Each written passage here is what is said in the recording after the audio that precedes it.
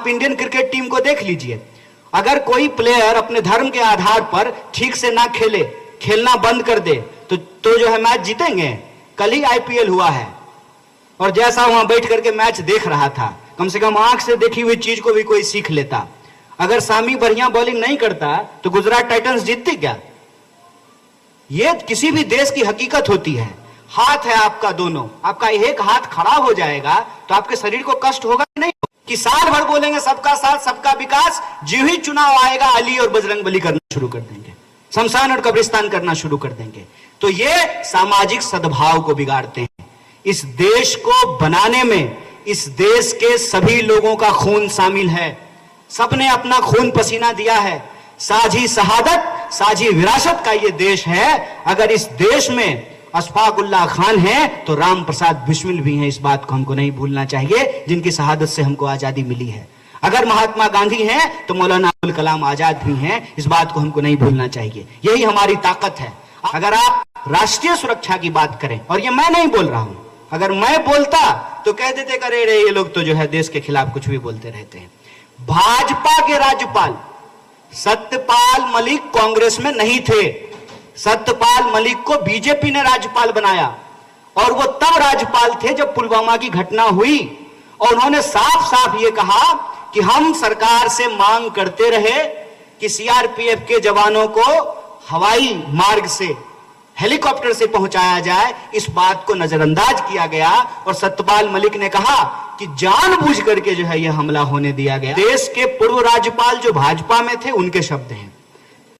अगर आप सामाजिक सद्भाव की बात कर लेंगे तो एक तो कहेंगे सबका साथ सबका विकास, लेकिन जो ही चुनाव आएगा त्यों ही शमशान और कब्रिस्तान करना शुरू कर देते हैं। बोलिए करते हैं कि नहीं करते हैं? साल भर बोलेंगे सबका साथ सबका विकास, जो ही चुनाव आएगा, मैं हैदराबाद में बैठ करके यह बात बोल रहा हूं और आप लोग तो रोज इसको देखते होंगे कि साल भर बोलेंगे सबका साथ सबका विकास, जो ही चुनाव आएगा अली और बजरंगबली करना शुरू कर देंगे, शमशान और कब्रिस्तान करना शुरू कर देंगे। तो ये सामाजिक सद्भाव को बिगाड़ते हैं। इस देश को बनाने में इस देश के सभी लोगों का खून शामिल है, सबने अपना खून पसीना दिया है। साझी शहादत, साझी विरासत का ये देश है। अगर इस देश में अशफाक उल्लाह खान है तो राम प्रसाद बिस्मिल भी हैं, इस बात को हमको नहीं भूलना चाहिए, जिनकी शहादत से हमको आजादी मिली है। अगर महात्मा गांधी हैं तो मौलाना अबुल कलाम आजाद भी हैं, इस बात को हमको नहीं भूलना चाहिए। यही हमारी ताकत है। आप इंडियन क्रिकेट टीम को देख लीजिए, अगर कोई प्लेयर अपने धर्म के आधार पर ठीक से ना खेले, खेलना बंद कर दे, तो जो है मैच जीतेंगे। कल ही आईपीएल हुआ है और जैसा वहां बैठ करके मैच देख रहा था, कम से कम आंख से देखी हुई चीज को भी कोई सीख लेता। अगर सामी बढ़िया बॉलिंग नहीं करता तो गुजरात टाइटंस जीतती क्या? यह किसी भी देश की हकीकत होती है। हाथ है आपका दोनों, आपका एक हाथ खराब हो जाएगा तो आपके शरीर को कष्ट होगा नहीं? सामाजिक सद्भाव को बिगाड़ते हैं। अगर आप सामाजिक न्याय की बात करेंगे तो उसकी हकीकत आप देख लीजिए क्या है। प्रधानमंत्री चुनाव के वक्त अचानक से ओबीसी हो जाते हैं, अपने भाषण में जाकर के बोलना शुरू कर देते हैं कि मैं ओबीसी समाज से हूं। हे गुरुजी, अगर आप ओबीसी समाज से हैं तो जाति जनगणना क्यों नहीं करवा रहे हैं? जो जाति जनगणना हुई थी 2011 में, आप उसके रिपोर्ट को क्यों नहीं प्रकाशित कर रहे हैं? जो जनगणना 10 साल में होनी थी, जाति जनगणना तो छोड़ दीजिए, जो सामान्य जनगणना थी वो भी आप नहीं करवा रहे हैं। और जब आप ही कहते हैं कि डिजिटल इंडिया हो गया है, सब कुछ आसान हो गया है, पेमेंट आसान हो गया है, तो काउंटिंग आसान नहीं हो गया है। अब कैलकुलेटर अलग से लेके थोड़ी घूमना पड़ता है, मोबाइल में कैलकुलेटर है घड़ी की तरह। जब सब कुछ टेक्नोलॉजी ने आसान कर दिया है तो आप जाति का जनगणना क्यों नहीं करवा रहे हैं? सामाजिक न्याय का मतलब होता है हर क्षेत्र में समाज में रहने वाले जितने लोग हैं उतने लोगों को अनुपात के आधार पे उनके प्रतिनिधित्व को सुनिश्चित करना। अगर आप लोकतांत्रिक संस्थाओं की बात करेंगे तो मैंने आपको पहले ही कह दिया, तुम्हें माता तुम्हें पिता, इसी आधार पे जो यह सरकार चल रही है कि मतलब हम ही हम हैं। और कल तो मुझे इस बात को देख करके इतनी चिंता भी हुई और हंसी भी आया। प्रधानमंत्री जी ने देश से अपील किया, माय पार्लियामेंट माय प्राइड। यहां भी ये माय को आवर नहीं बना पाए। मेरी संसद मेरा अभिमान। अरे इतना ही कह देते, हमारी संस्कृति ऐसी, जो व्यक्तिवादी विचारधारा के शिकार हैं, जिनको एक व्यक्ति में ही सब कुछ दिखाई देता है, वो कभी भी मैं से ऊपर उठ करके हम की बात नहीं कर सकते हैं। कह देते ना, हम, हमारी संसद हमारा अभिमान।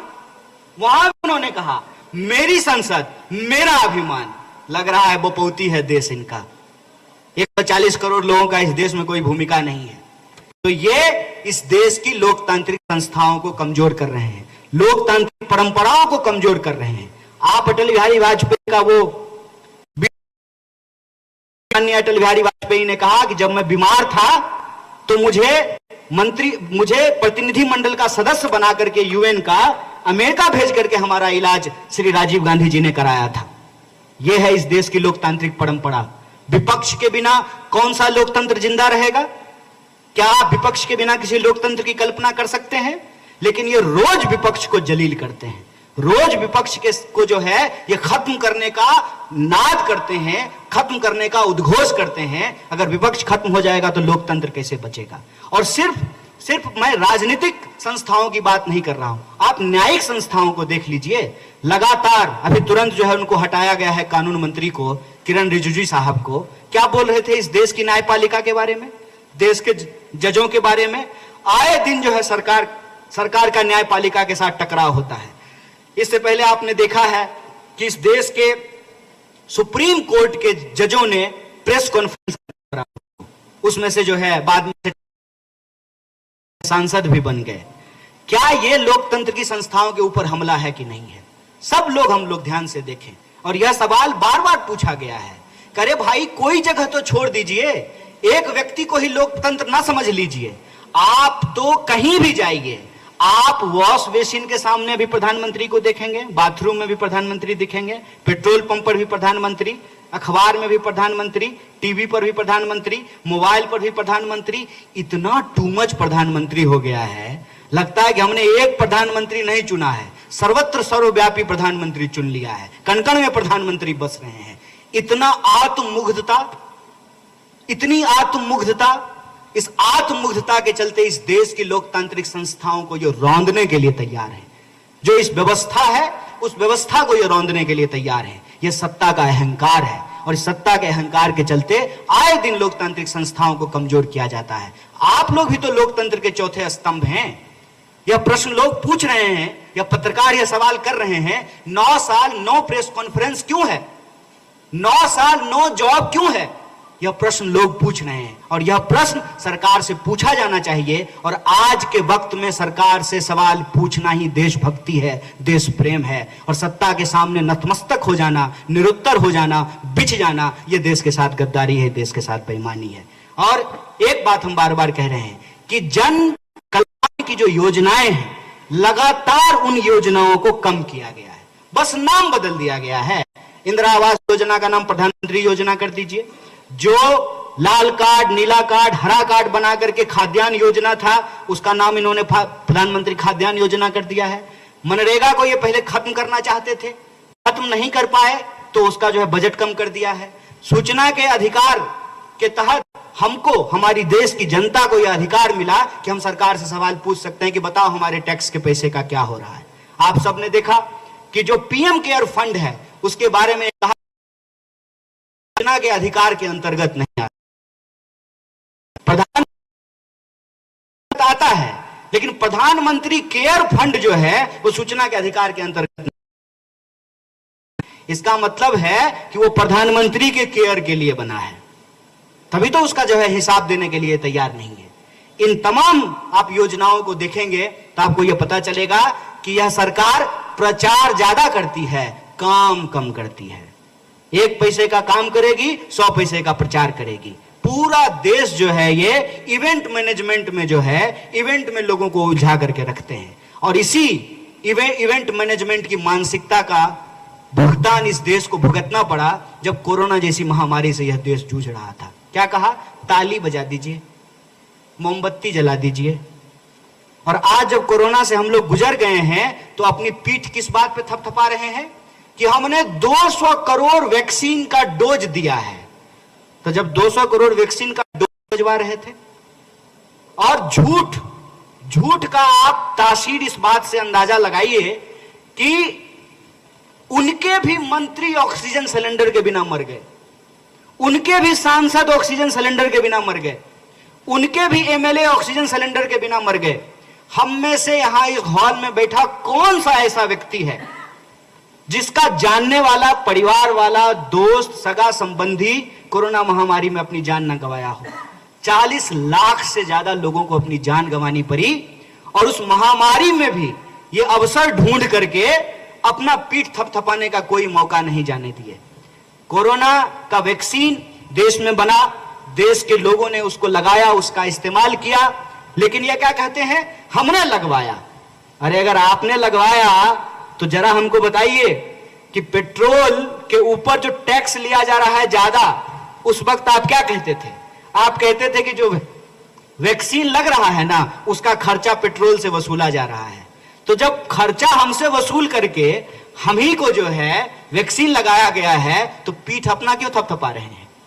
ये पीठ अपना इसलिए थपथपा रहे हैं कि इस सरकार की एक नीति है, इस सरकार की एक नियत है कि जब लोग हमसे सवाल पूछने लगे तो गोल पोस्ट बदल दो। आप देखिए कि 2014 में बीजेपी का जो गोल पोस्ट था, 2019 में वो गोल पोस्ट नहीं था और 2024 में भी वो गोल पोस्ट नहीं था। 2014 में कहा अच्छे दिन आएंगे, 2019 में कहा मोदी नहीं तो कौन? मोदी को अगर नहीं लेकर के आओगे तो देश की सुरक्षा कौन करेगा? पड़ोसी देश हमारे ऊपर हमला करने के लिए तैयार है, उससे कौन लड़ेगा? क्या विकल्प है? ये 2019 में बोला गया। अब वो भी हमने देख लिया, पुलवामा की हकीकत सामने आ गई, उनके ही द्वारा बनाए गए राज्यपाल ने उस पर सवाल पूछ दिया, तो अब वो गोल पोस्ट शिफ्ट करके जानते हैं क्या कह रहे हैं? डंका बज रहा है। कहां? दुनिया में। मतलब गर्व की अनुभूति से रोटी के सवाल को ये भुला देना चाहते हैं।